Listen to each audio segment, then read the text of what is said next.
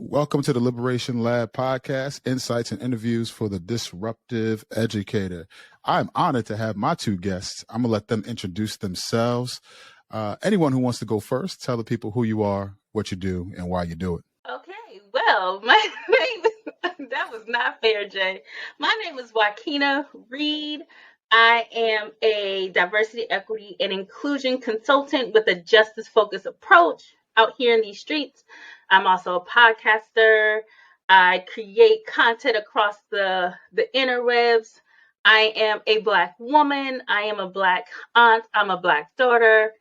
I'm Black in community with y'all.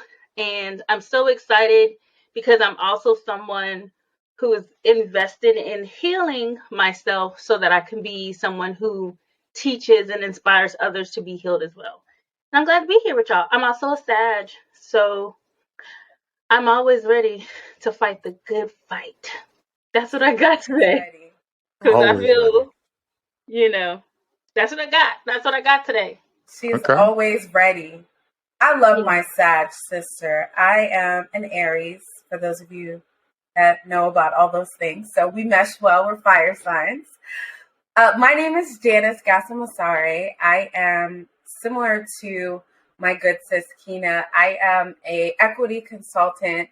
I work with organizations and institutions to help them facilitate conversations about equity, open up conversations about anti-Blackness, and remove systemic barriers that prevent employees from thriving.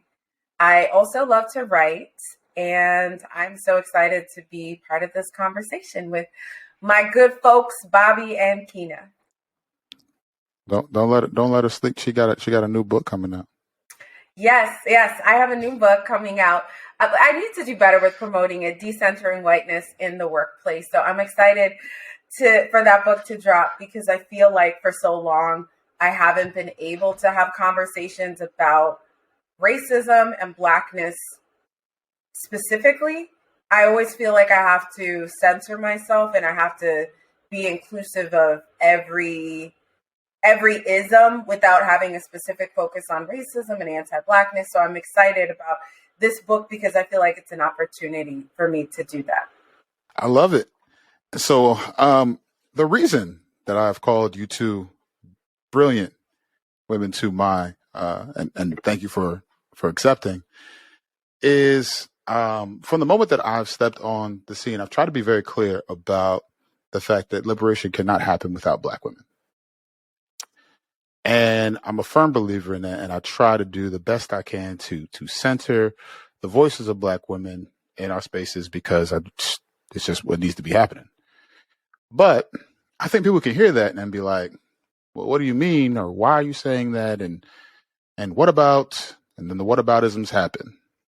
And so I want to lead off with that. When I say the words, liberation can't happen without Black women, or liberation needs Black women, what comes to mind for both of you? I won't hesitate to find a way to bring up one of the head of my ancestral board of directors, Malcolm X, in any conversation, especially as we're leading into the anniversary of his death next week. And at the time of this recording, when he says that the least protected person in the United States is a Black woman, something that he said over 3 decades ago is still true today, that we are one of the most vulnerable populations.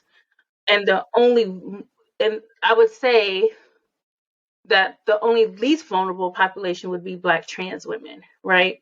So I think there's no way we could do any kind of liberatory or justice-based projects without acknowledging the people who are the most impacted, the most vulnerable, the least resourced, and the least supported.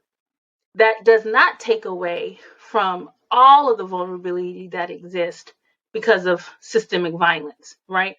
All types of people, regardless of gender expression, regardless of their racial or ethnic identities, are impacted by the violence of said systems. We know that multiple exist, But we've got to recognize that it is in protecting the least vulnerable that all people are protected. Mm. Yeah, I definitely agree with that. I think it reminds me, what Kina was saying reminds me of one of my favorite quotes, which is from the Combahee River Collective, which is a group of radical Black feminists who said that if Black women were free, essentially everyone else would be able to be liberated as well. So when we center and prioritize the most vulnerable populations of people, everybody benefits. I think a lot of people don't understand this, and they feel like focusing on Black women and femmes specifically and Black trans folks means that somehow you're taking attention and focus off of everybody else. But liberation is not a zero-sum game. And so I think people really need to understand that all of our liberations are bound together. I don't feel like as a collective we're at that point of our understanding yet. I think that's, we tend to look at it like, it's a circle graph or pie. That if I take focus and I take a slice here, then I'm not going to have anything left for anything else. And so a part of that, I feel like, is how our society works. So we've been conditioned to believe like, if I take resources and put them here, that means I'm taking away from resources over there. And therefore your needs are not the same as my needs. And so I need to prioritize me above anybody else.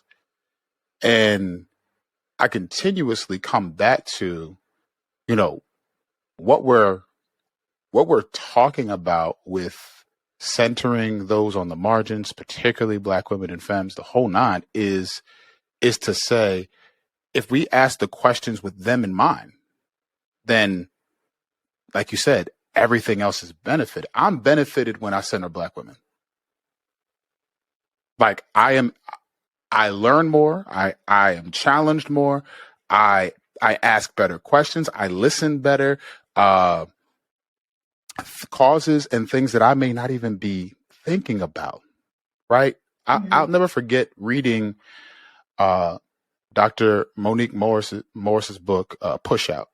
And in the beginning, she started talking about how we mourn, and rightly so, the death of Tamir Rice when he was playing in that park. But his sister was there too. She also had gotten pushed out of the school and was suspended at the same time and was in the park playing. And we don't even think about that because, she was affected by the same systems and pushed in the same directions and excluded by the same people. And I always keep that with me because I believe, particularly with where I'm coming from in K-12 education, it's something that we easily overlook, the adultification of Black women, right? The ways in which we're continuously labeling, ostracizing, and pushing them out. And so if I were to take that and flip it and to say, all right, well, let's say I'm a person who's really resistant to, or not even really resistant to, but like I hear you and I'm like, okay, but what does that look? Why do I need to be centering Black women? Like, and I'm genuinely asking, I am not, there's not a racist bone in my body kind of situation. And I really want to know, what do you say to that person who's trying to really grapple with and engage with what we're talking about here? I would say two things, right? I would say that, so I read an article by the amazing Amira Berger. She's a Black woman writer, and I was really inspired by an article she wrote about how the triage method applies to DEI. So for those who aren't familiar, the triage method is basically like in healthcare and in medicine.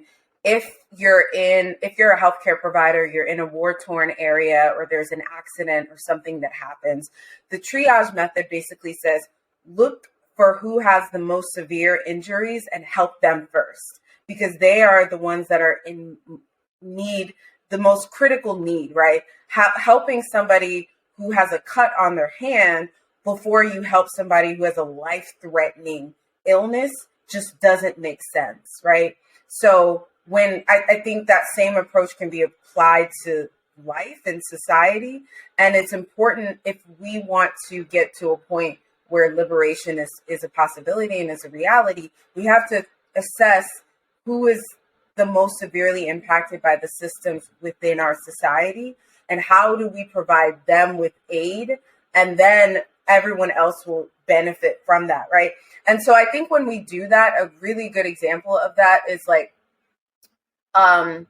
for example, like when we talk about accessibility, when you post a video on social media, you post a video, it's great to post a video with captions, right? I'm not a person that is hard of hearing or is hearing impaired, but I benefit from captions because I'm watching videos, I'm like in bed late at night scrolling, and I don't want to put the sound on because I don't want my partner to be awakened by the things that I'm watching. So an accessibility feature that was created and designed for people who are hard of hearing benefits me as someone that doesn't experience that type of marginalized identity. So like when we create a world that prioritizes people that are marginalized, everybody benefits, right? And so I think that that's such a great example of like just one thing that was created for a particular population that I benefit from.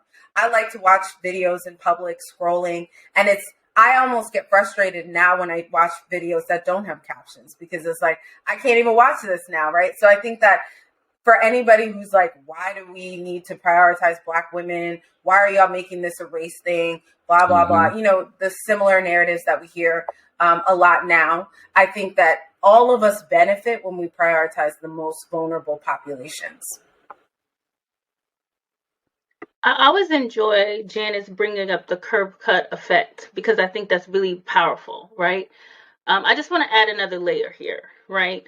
And I'm going to add how is it beneficial to make sure that Black women and femmes are thriving? Well, Black women have some of the highest labor force participation in the United States, right? I'm not going to sit here and bore you all with the statistical data, right? But if we're thinking about it, you know, like Black people in general make up 13% of the population of the United States, which I actually think that might not be accurate because most of our community is also really concerned with filling out census information, but that's a whole different conversation, right? So if we're making up a significant component of the labor force, Black women are also some of the have the highest share of single earner households too, right? So it's not even like we make up a bulk of the labor force, but we make up the bulk of like leading a household. So then that means like children, right? So now we're talking about like whole entire families, right? So why wouldn't we be invested in making sure some of the most hardest working people in our society, right? Some of the people who are the most responsible for childcare, making decisions around our children. And if we believe in the United States that our children are the future, right? Then it also makes sense to make sure that we're equipping those parents with every resource we need. So an investment in Black women is also an investment in like United States labor. And I mean, I'm being really careful because I also understand what Black people mean in terms of a capitalistic society. But what I'm saying is it's an investment in Black families, it's investment in the labor force, it's investment in the wellness of community, right? So those investments, while it may seem like, oh, we're doing this and just helping Black women, actually you're doing this and you're actually like building investments in important sectors that make our society function. Absolutely. I agree with that. And I just wanted to say, like, I think that is like, there's a whole history of Black women and other racially marginalized women and the caretaker role that we've played when it comes to people's children. And I think that prioritizing us who are in these roles, we, you know, take care of all of the things that need to be taken care of within society, prioritizing us and Black women, Black femmes, Black trans folks, society will see so much growth. And even from like, not to get into the capitalistic bag, but like, I think for folks who are in their capitalism bag, like from a equity standpoint, when you pour into Black women and Black women-owned businesses, that benefits society from a wealth generating standpoint. Absolutely. My thought is, just like you were saying with both examples, that I think, well, one, people are generally selfish. Like we've been trained to have to feel like, we're in the Hunger Games, partly because we are. Wait, I'm sorry. I was going to say, but we are in the Hunger Games. Yeah. Oh, absolutely. Yeah. What is the Black District? I never watched Hunger Games, y'all. Okay, No? Your black card will not be revoked. But I No. know the premise. I know the premise, like fighting for your life. That's us. Yeah. That's us. We in the Black District. I think that was was it 4? No, it was it was 11. They had a district just for Black people? Where the farmers were? Yes. It wasn't just for Black people. But okay, I'm like... But that's where you saw the Black people, though. That's where the Black people were. Nobody ever saw Black people until they were like, where's the plants coming from? Have y'all, like, random thought, right? Have y'all, like, when y'all went to school, was there, like, a Black dorm? Or a dorm where most of Bobby, did you go to an HBCU or you went to a predominantly white? Okay, good. So we're all like in the same boat, right? I did not go to an HBCU. It was a Black dorm. Okay. It was called Olin Hall. Okay, because I've had conversations with folks who went to PWIs who were like, all the Black people were, or all of the non-white people were in this particular dorm. Interesting. Made me think of that. Yeah. Wow. Yeah. No, and that pretty much sums it up nicely in the sense of how that rolled out, and so we're scrapping for whatever the what was that central city, the capital city? Capital? Yeah, whatever the capital gives, we're scrapping for, but we gotta exhaust ourselves and put our lives on the line while other people are just watching, who have the means to be able to change all the conditions that we're in. Like that's the premise. Shout out to us that we went from the Hunger Games. Versatility. That's us. Tell us nothing. Listen, I'm waiting for one of y'all to bust out a violin and nobody. I used to play the viola, which is like the sister. We multifaceted. Like, look at us. Bobby, you played an instrument? And a I dabbled with the drums. Resources. Very short-lived, though. Go ahead, Kenny. What you say? But I'm just saying, when you out here in the district and the capital ain't giving you resources, none. You have to learn how to move in multiple dimensions. Yeah. And that is an amazing thing to look at all of the art, all of the things that we produced in spite of what we have gone through. I wish it didn't have to be a sort of like, look at all we've endured, but just from a creativity standpoint, everything that Black people as a collective have gone through. I personally just feel like Black people are like the strongest people on the planet, because if you look at what we've endured, but what we are, the beautiful things that we're able to produce, it like doesn't even, it's like mind blowing. It's otherworldly. And kind of bringing back us to the conversation, and then this is Bobby's hosting, and so I'm going to pitch it back to the host. You're good. But even Black womanhood, right, and Black women, the constant pivoting that we have to do all the time, right? That is reserved. That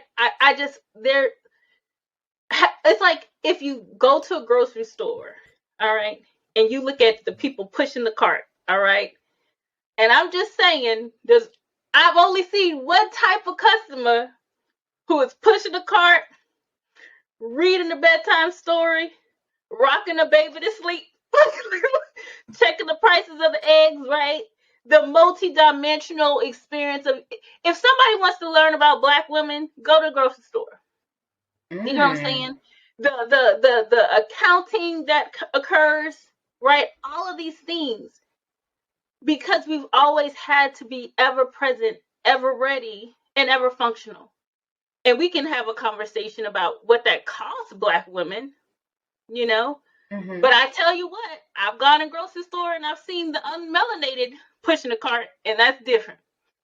I swear I was at the grocery store about a month ago, and the woman, the pale woman in front of me, I could have swore that she was giving, I wish I had a mammy vibes. Like, it's giving thing. If we could go back to the days of enslavement so I could pass this black woman my baby. You know, I was like, girl, turn around. I ain't about to hold your child. You better figure this out. You know, so black women are so dynamic. Only Keena. I love my good sis, Keena. Like, she wanted to give me a baby. Girl, I know. No, ma'am. No, thank you. No, thank you, ma'am. I just know she was like, I wish, you know how people be like, the good old days. It was just, I felt it in her spirit. She was like, I wish there was a day where I could just hand this baby off. Yeah. You know? Yeah. And you Okay, better Bobby, take it too. I'm sorry. No, you good. I digressed us so far. I feel like I saw Actually, Keena.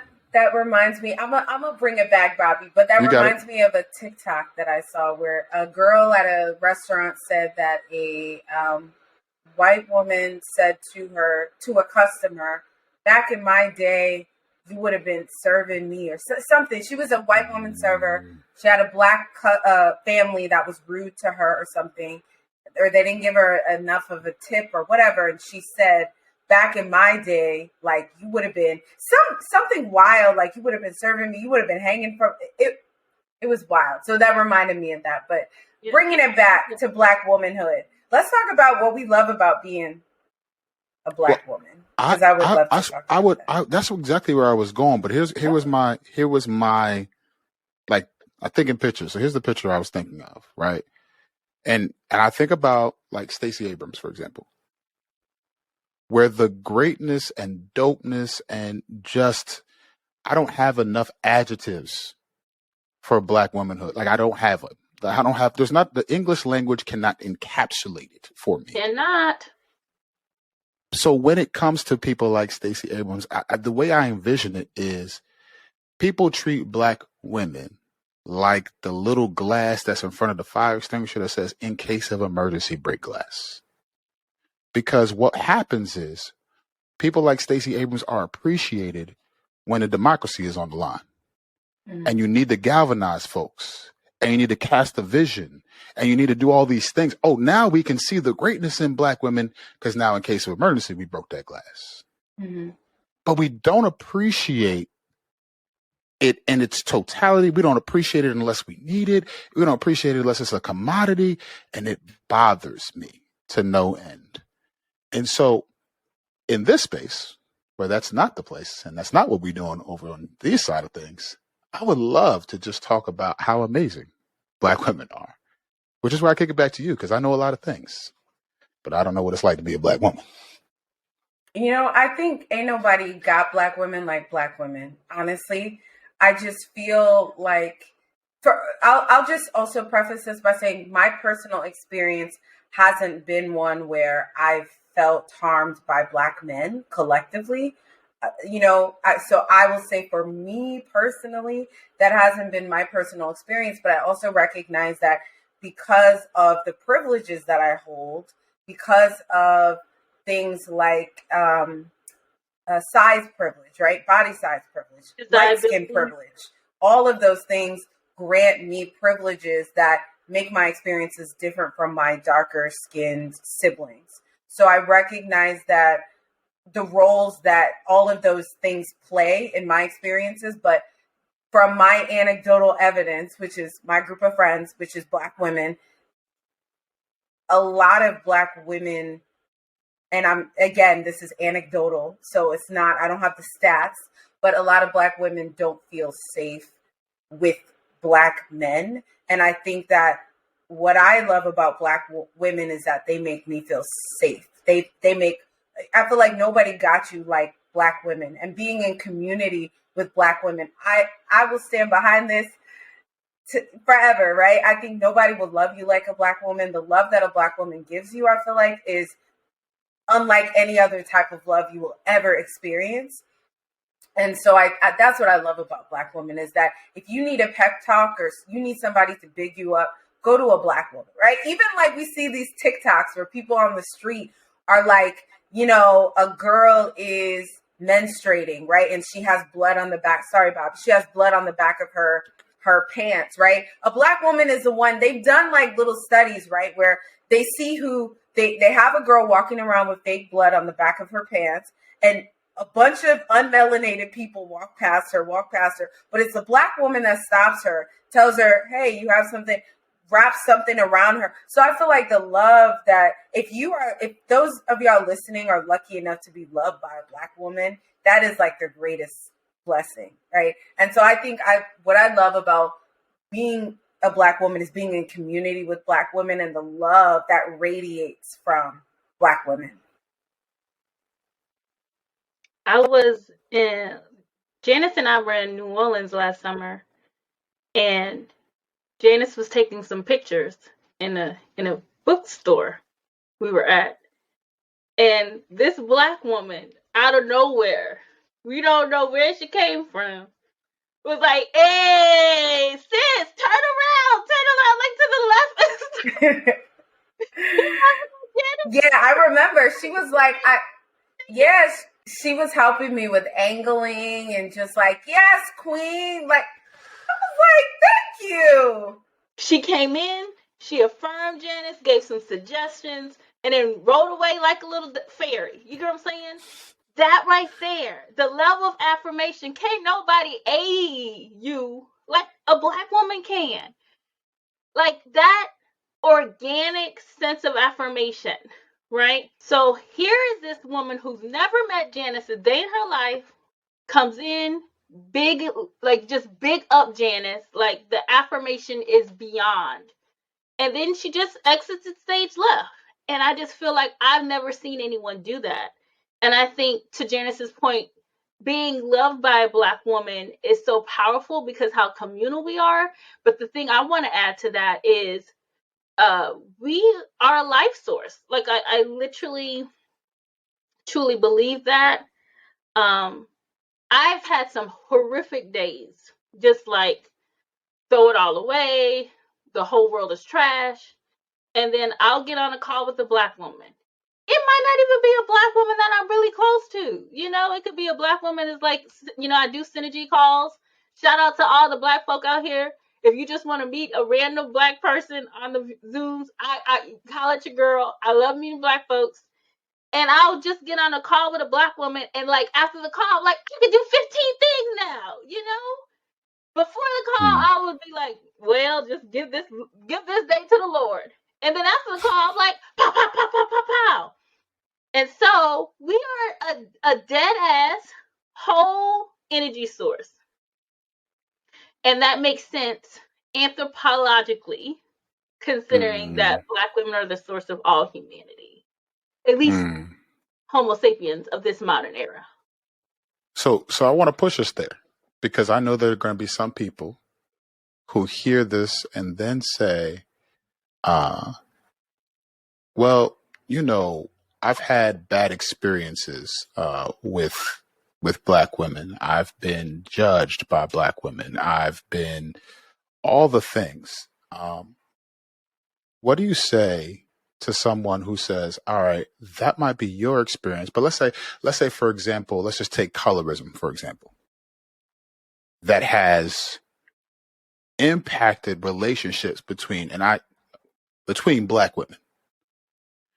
And now you have someone who says, all right, but I've been deeply impacted, ostracized, and hurt. And I hear you and I want to believe that, but my experience says that there's something there. And I don't know if I can even engage in that. Like, what would you say to someone who may be experiencing that? I would say that when I think about this question of like what is required for us to heal, I think there has to be an acknowledgement that harm was experienced, and we have to be comfortable with the fact that the people or the person that caused the harm may never make any amends or efforts to repair the harm, but our healing should not be based on an apology that we may never get. We have to try to think about what healing looks like for us. So, for example, I've had this conversation with my partner before, because many of his friends are, I've noticed that they don't date Black women. And I've had conversations where I interrogate that. And I'm like, it's interesting that, many of your friends don't date Black women. Why do you think that is? And sometimes the answer is, it's who we're socialized around. Many of them did not grow up with Black women, or they tried to date Black women. This is the story that I hear. They tried to date Black women, and Black women didn't want to date them because they talked a certain way, or because of all of these things are things that I hear, right? And so I think that I'm not here to, as Keena says, I don't like to police Black people in an anti-Black world. So I'm not here to tell a Black man what they should and shouldn't do, who they should and shouldn't date. But I think that at some point you have to heal from whatever it is that you think or you feel that you experienced from Black women, right? And you have to recognize that your experience with 3 Black women or however many Black women is not indicative of the entire population. You can't take your small sample and generalize. But I also think that healing will come first from within, and you have to find what it will take for you to heal from what it was that you've been through, right? And so I think that asking ourselves what healing looks like for us and what healing requires is important, but for us to also remember that healing might not necessarily require anything of anyone else, right? So if someone caused you harm, it's nice when they apologize.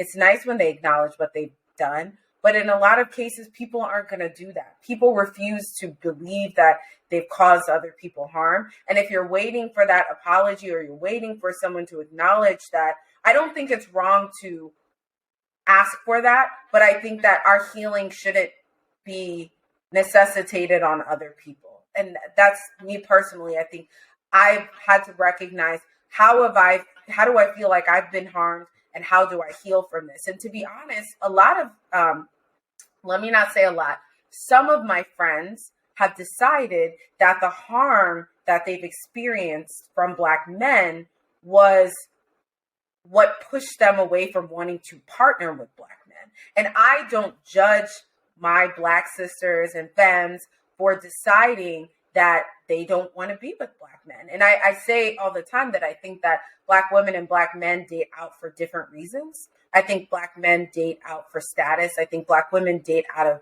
necessity. And many Black women feel like the men that I want don't want me. So I have to, I can't focus on this. If I want to be partnered and have children, I have to open up my options. And so I think that healing you have to ask yourself, what is required for my healing, but also remember that healing shouldn't be based on other people. So those are a little bit of my thoughts.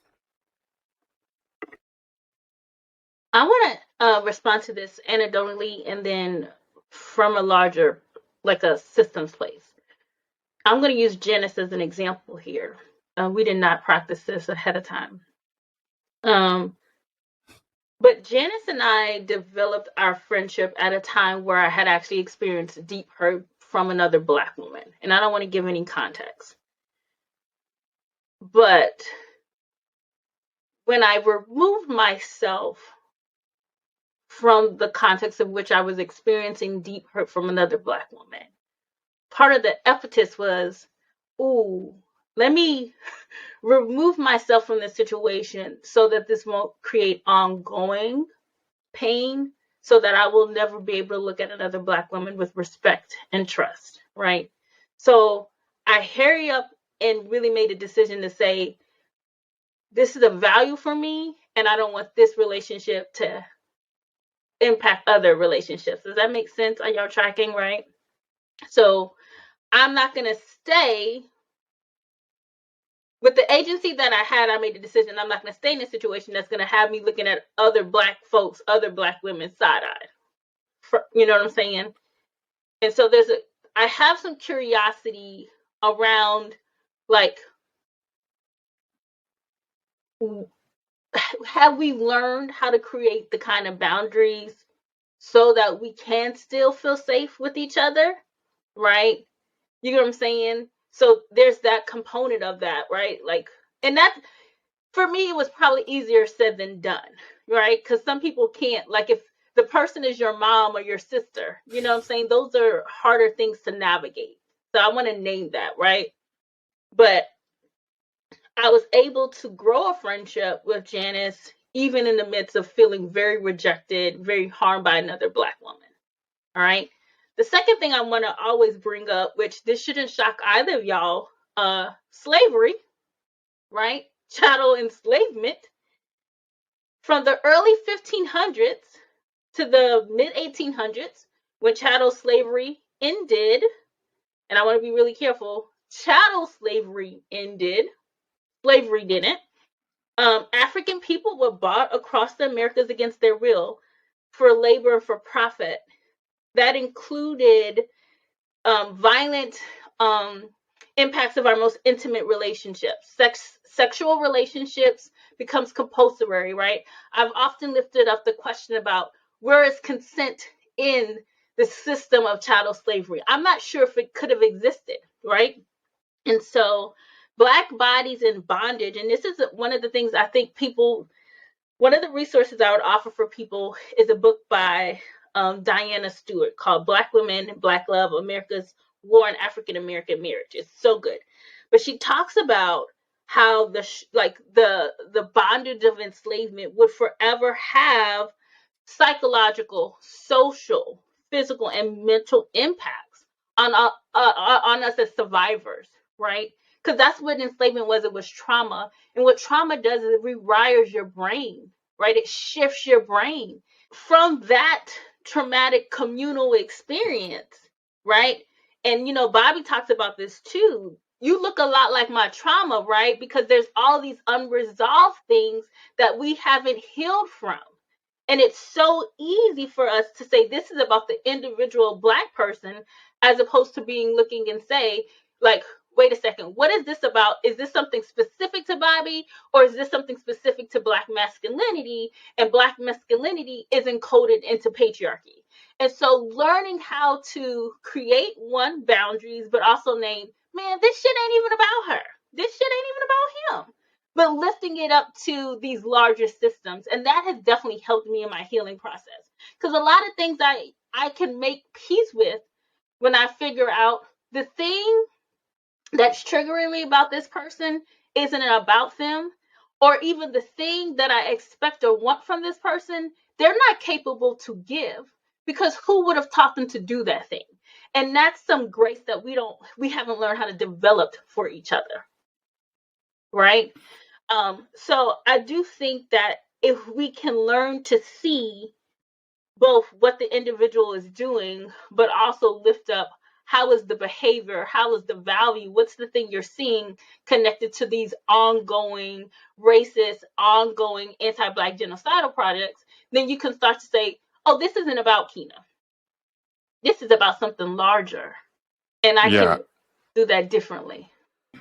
That's interesting, Tina, because I feel like in order to heal in community, and maybe you disagree with me, or maybe other folks disagree, I feel like in order to heal within our community, we have to heal within ourselves first.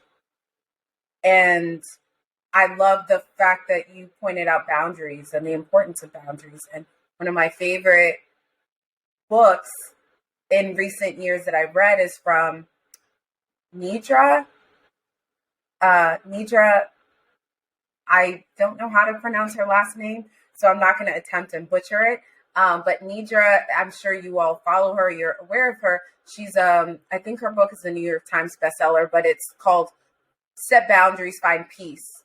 And in the book, she talks about the importance of setting boundaries. And I think that's such an important conversation, Kina, you brought up, because I feel like within the Black community, boundaries and consent is something that we don't talk about a lot, right? And the fact that a lot of folks feel like they can overstep people's boundaries because we're all Black, and we should all, like, there's this sense of like, we don't have the same boundaries for Black people that we do for white people. We feel like, yo, Keena, give me a discount, right?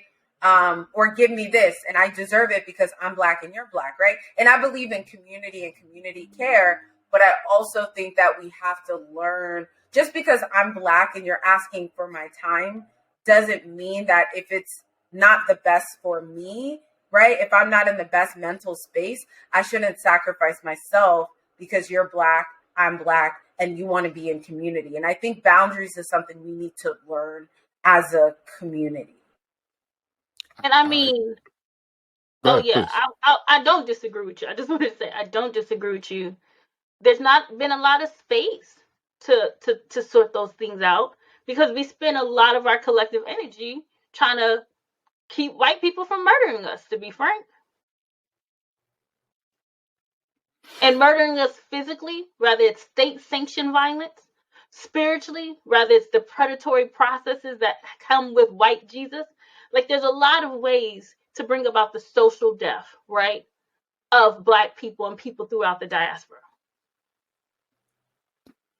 I think that, what you both have brilliantly stated makes me think of the fact that we sometimes have a hard time identifying the real villains. And because we've been conditioned to see ourselves as the villain in a larger story, we will put those negative tropes, we will put those understandings on others and not realize there's a larger, more sinister thing at play if we're not careful to see it that way.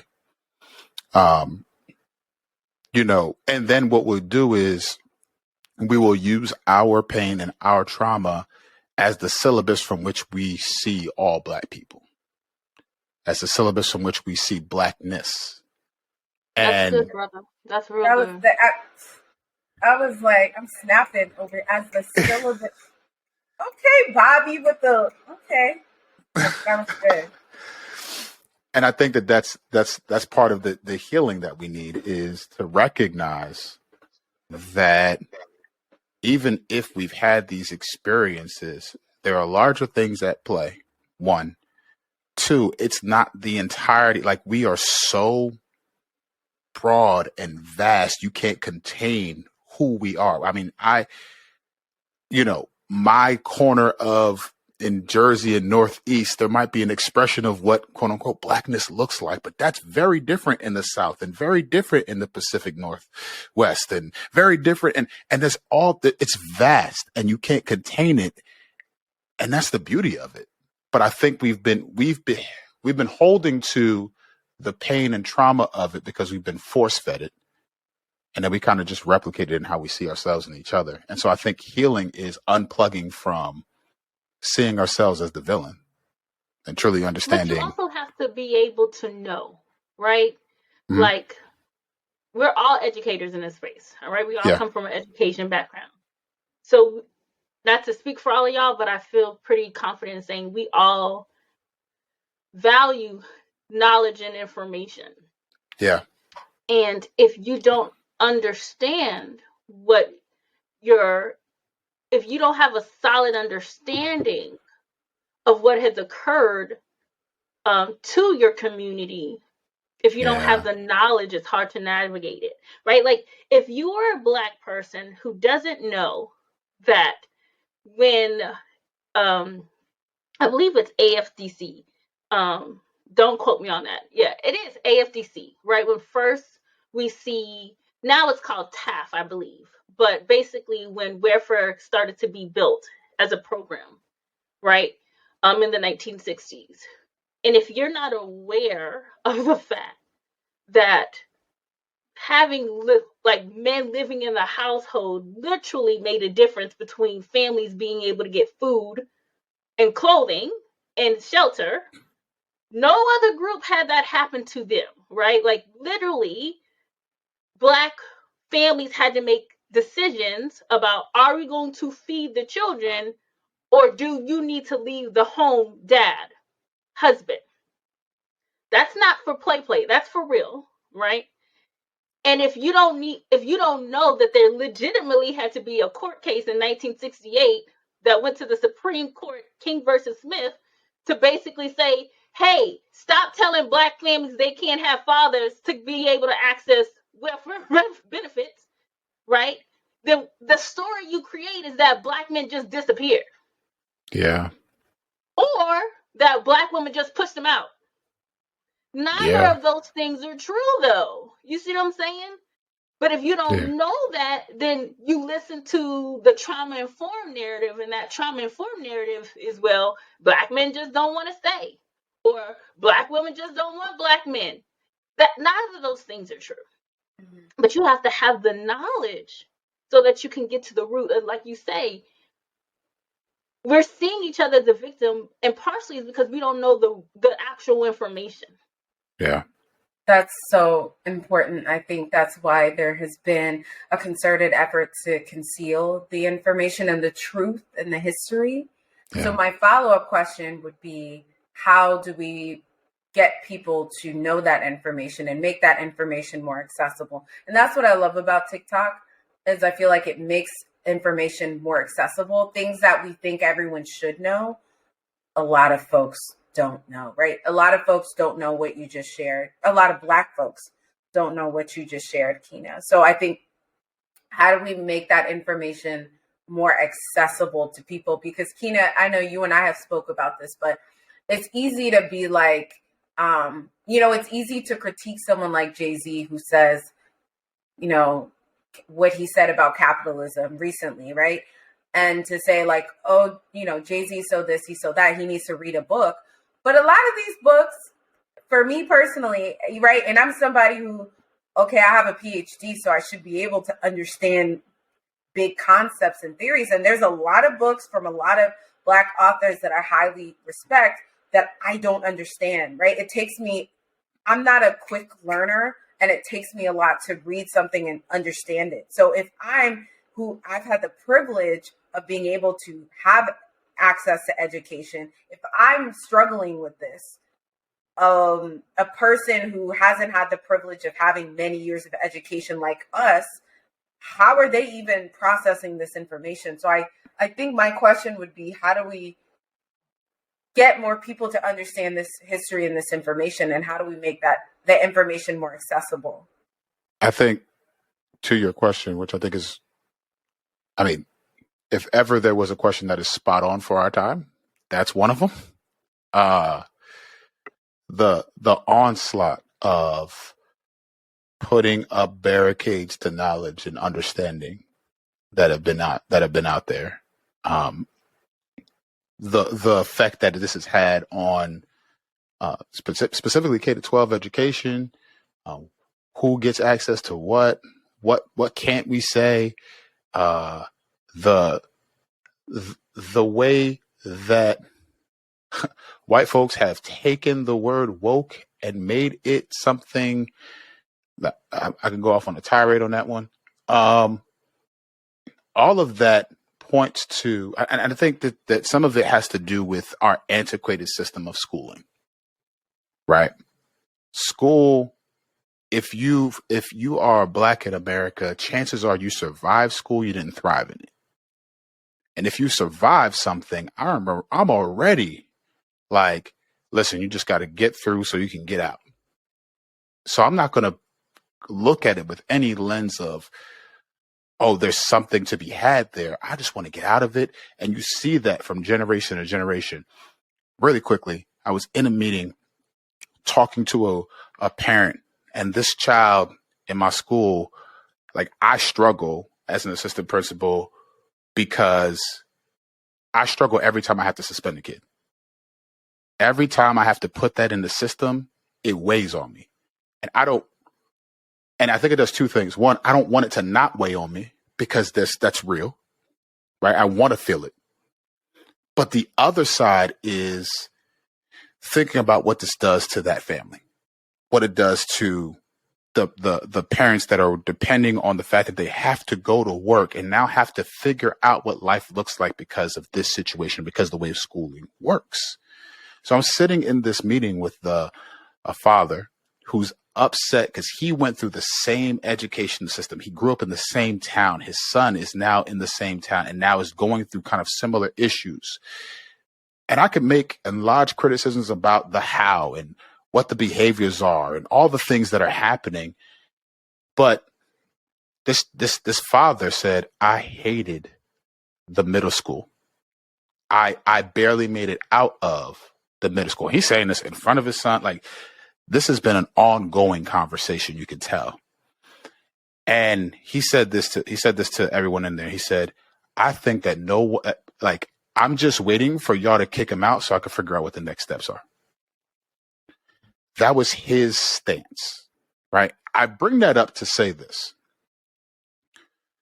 When we talk about providing access to information, it can't exist within systems that have only served to hurt, marginalize, and oppress our people. So how do I create a system, a way, a pathway for our people? It can't exist within the paradigms that we know at school. We have to provide access outside of it. It just can't. And so, I mean, we're talking about funding and resources and things like that, but I think in a small way, very practical way, is to meet people where they are. And I mean that in the sense of like geographically, because this is what schooling does. You want to learn about your child and what's happening at school, come to us. You want to get connected with, come to us. We will never come to you because that's not what schools do. But if I really pride myself in connecting with the community, then why am I not meeting at the local community center where people already are? Why haven't I set up a table at the local grocery store just to connect with folks? Why haven't I provided, if it's something at the local gym where, or like I said, with the community, like, why haven't I been there? The basketball leagues that are taking place, why haven't I showed up there? Like, where our people are, that's where we need to be providing access to and where we need to be providing access. But I think a lot of times we look at it like learning only takes place in this building that we call school. And that's how we operate. But that's been the source of a lot of pain and suffering. I think that would be the first thing I'd say. But I want to pause. Go ahead, jump in. I just have to throw this in there, and this has nothing to do with the larger conversation we're having, but just reminding people, it doesn't matter, the listeners who identify as Black or not, I think this is still important. The reason why primary education was created in the United States was to uphold whiteness supremacy and to teach a narrative of what America is. That was why it was created. Now, we can have a conversation about why it exists now, but that's why that shit was set up. You had a lot of people who immigrated to the United States from Europe, Ireland, Italy, different places, and they needed to learn how to be American. And to be American was to be white. So schools were set up to teach people how to be white, period. And I'm a big believer that how something starts, what something is rooted in, is what will grow out of that. This is why policing won't work. This is why K through 12 will consistently fail, because this stuff is rooted in an abstract lie. I just had to throw that on there. I think that's nothing to add to that. That's exactly right. And I think the only thing I'd say to your question, Dr. J, is, we tend to look at, or we've been trained to look at things like, for example, TikTok, right? You mentioned it earlier. We tend to look at those things as vehicles for entertainment and levity. And I think there's place for that. But there have been people, organizations, and movements who've been greatly impacted by, in a good way, something like TikTok, where they can just put out information. People could follow it and tap into movements and actually see with their own eyes, oh, this is taking place. It's like the trope that people use who, I say this all the time. I said this to Kino a while back. Like, my greatest wounds have been white supremacy and blackface, where people who look like us, who then have espoused these different types of, and they'll say, well, what about places like Chicago? You ain't never been to Chicago in your life. You ain't never been there. You don't know nobody from there. Your mama and them ain't from there. But you're saying this because this is the information you've been handed. But there are activists. There are people on the ground who are doing amazing work. There are whole schools that are doing amazing work. But we don't know that because we're not from there. We're not connected to it. But there are people you can connect with. And so I think about it in that way, because the people who say that haven't researched it enough to know that there is a counter narrative to the points that they're making. They just continue to repeat these parrot points because that's what that's with the borrowing from Malcolm X, who taught you to hate yourself, right? Like that's what it is. And I think there's an all out assault on what we know, what we believe, and what we center about ourselves. And that's why we're seeing such an attack on, our histories. Like, Nicole Hannah Jones puts out a book. She can't even get that thing on the shelves of schools because we hate it that much. And I also think, Bobby, that's why their lawmakers are trying to ban TikTok. I think it's something that can't be contained. And, let me not get into the China conversation, but I think it goes deeper and beyond just the fact that it's a Chinese company.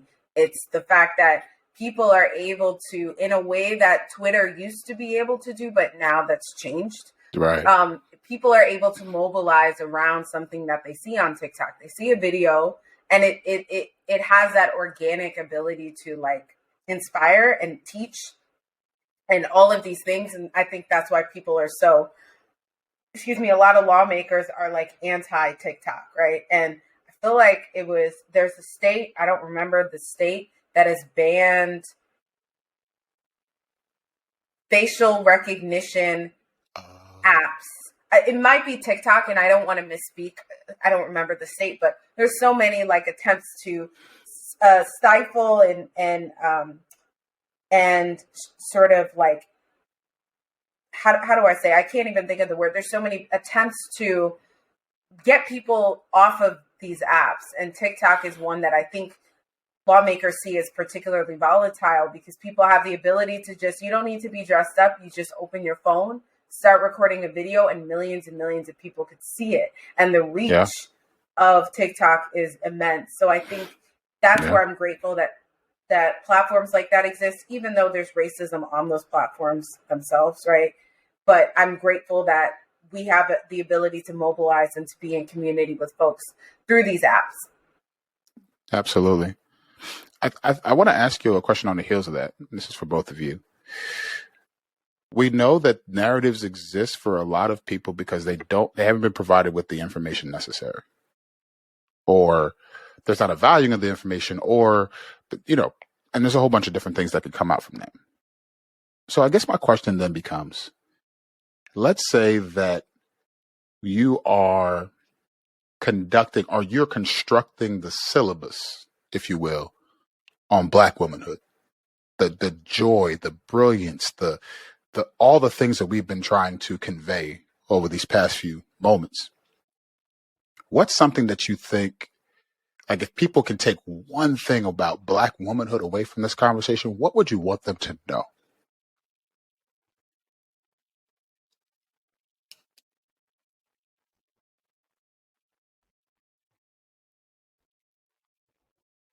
I mean, I don't know.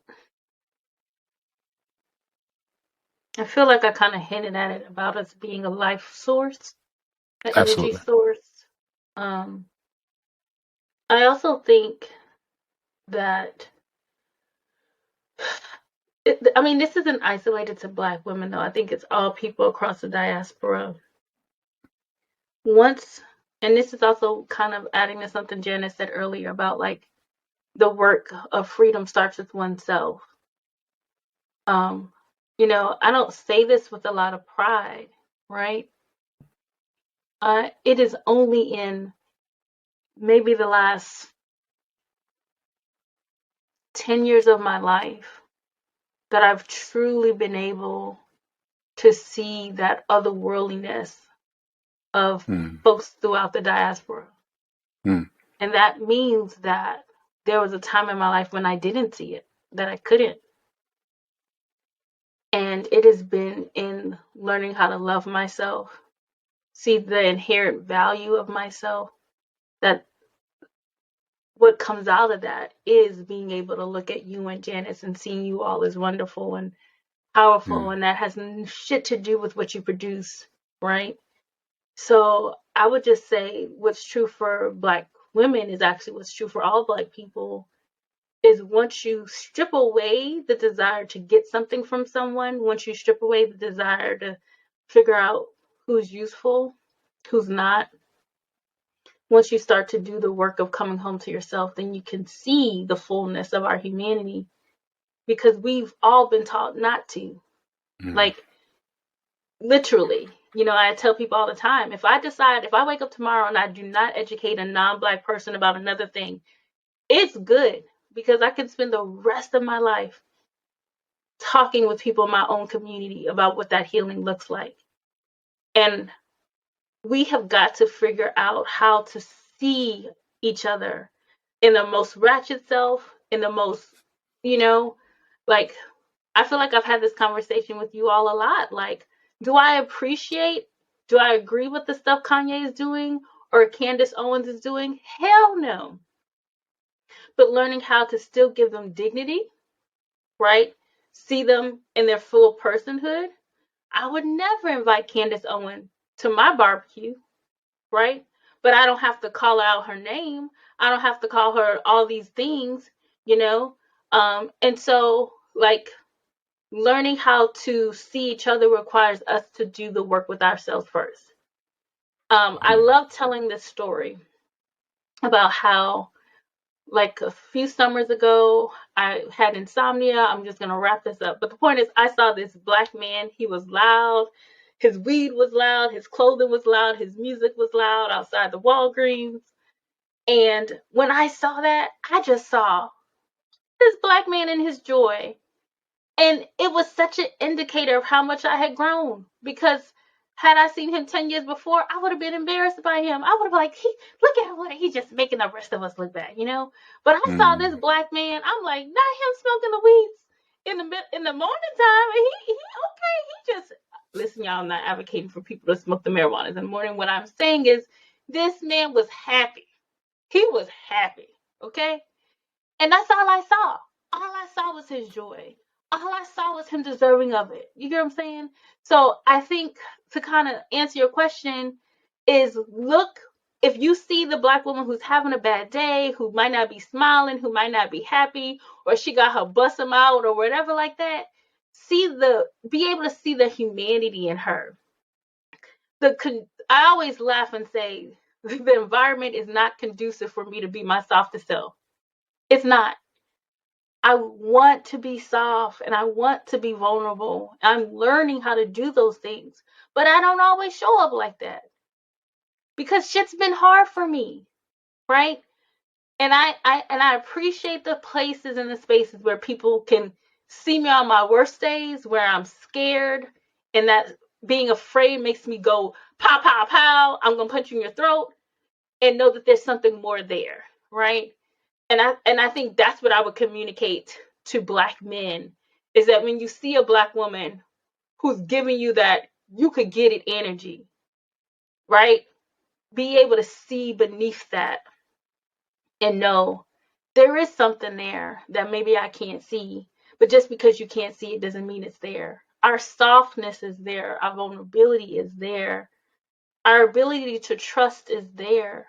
But the environment is not one in which we can lead with that. And I'm just starting to figure that out for myself. Mm. I think Kina kind of summed it up perfectly. I don't know if I have anything more eloquent and just more to add to what she said, but I think just looking for opportunities to I would think about, for anyone listening to this, look at the Black women and femmes in your own life and think about the opportunities you have to amplify us. And that could just be listening to us when we're sharing our experiences, because I think there's a tendency for people to talk over Black women, right? And to say our experience, my experience is worse than yours, right? And to belittle us and to deny that misogynoir exists. And so I think that one of the best things anyone listening could do for Black women is listening to Black women without feeling the need to denigrate us. And like Keena said, seeing our personhood, right?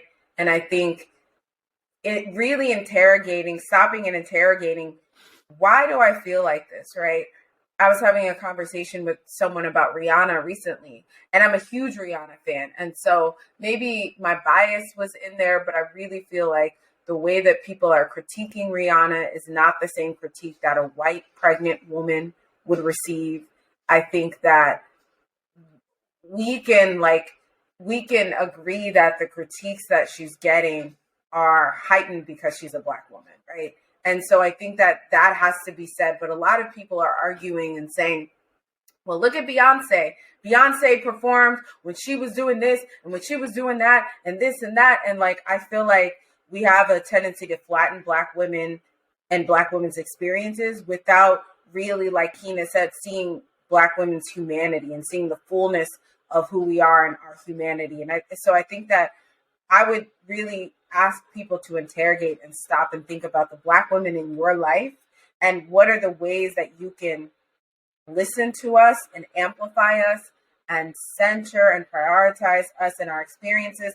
And for some of you who don't know any who aren't in community with Black women, that might just be listening to the Black woman at your job on your team, right?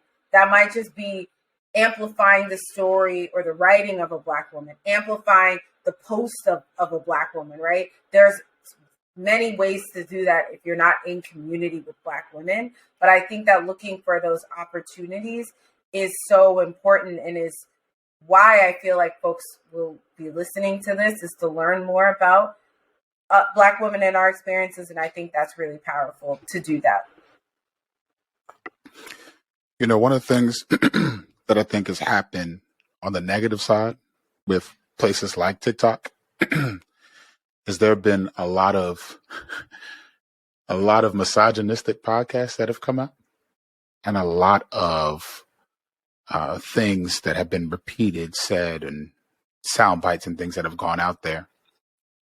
And I think if I could, I can't speak and I won't speak for Black women, especially with two brilliant ones speaking already. I will only amplify what they've said. But if I could turn my attention to Black men and say that we do ourselves a disservice when we are willing to exploit Black women for likes, follows, and the praise of others. We do ourselves a disservice when we prize ourselves, when we ascribe the attributes of certain things to certain kinds of women and then say, well, Black women aren't this. It says a lot. And if I could be frank about how I feel about it, it is, and we can criticize there's nuanced conversations about this. So I want to be clear when I say this, but for me, it's no different than, those who were employed by white folks to capture their own and bring them back to certain territories, because all you're doing is again, exploiting, taking advantage of, victimizing a group of people. They have so much to give to the world. The world would truly benefit if we would allow Black women to flourish. And I really hope that people get that. That their flourishing is beneficial to every aspect of our society. And the things that we think about as problems in our world are greatly impacted by just centering Black women. Like studies have shown that when a Black woman has the financial resources to be able to do for herself, she turns around and does for others naturally. She just does. And yet we withhold, we push out, and we do all these different things. So I would say to our Black men, one,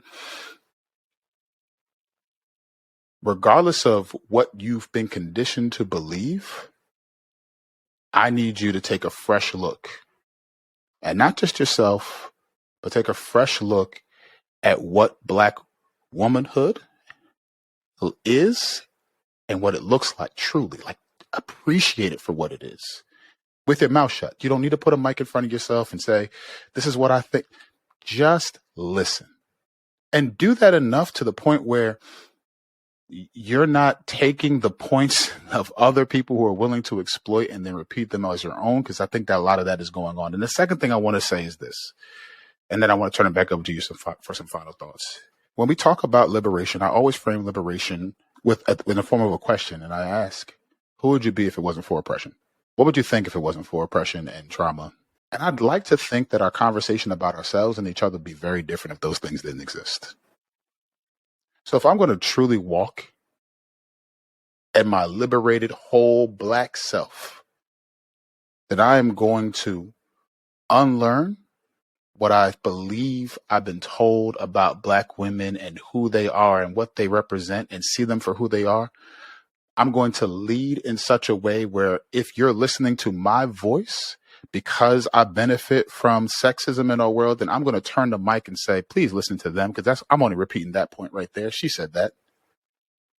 But then lastly, I'm going to walk in my full liberated self so that others can be able to see the beauty, majesty, and greatness that is Black women. And I just hope that people who hear this, hear that, and understand that there's so much to be had if we're willing to do that. I would love if the people who are listening could get connected to you brilliant, wonderful Black women. So if you could please plug anything that you got going on, how could people get connected with you, and any final thoughts that you might have? I'll start. I mean, people can find me all over Aretha Franklin's interwebs. I occasionally do the TikToks, and I'm mostly on Instagram. You can find me on the Anti-Blackness Reader Project, Divesting from Whiteness. I also have a few podcasts that exist. The Please Say Black podcast, Divesting from Whiteness podcast, and you can also find me on LinkedIn. So I'm across social media. I love that. I love your pages. I don't think You know what? Janice and I have a show on LinkedIn too. Mm-hmm. We have a show called JK. Together on the LinkedIn. Yeah. JK No But For Real is our show, and JK is our initials, Janice and Kina. But I think it's Which is brilliant, by the way. Sorry. It was Kina. That was all Kina right there. Her mind came up with that. But I think it's kind of like a play on the fact that, you know, we're having serious conversations, but I love how the kids on TikTok now are saying, be for real, right? A Black man started that, be for real, or BFFR. So we're kind of playing on that, but it's like, you know, conversations about things that people don't necessarily take seriously or people think is a joke. And I think we insert our personalities in there, and we're humorous and our unique, quirky humor. So connect with Kina and I on LinkedIn, and you'll see when we post about upcoming episodes. We film every last Thursday of the month. So, you know, join us. We're having one at the end of February, and then at the end of March 30th, actually, which is an Aries season. So shout out to all the Aries. Our birthday's coming up. But I have, I have a book coming out called Decentering Whiteness in the Workplace. It's coming out in October, but it's available for pre-order.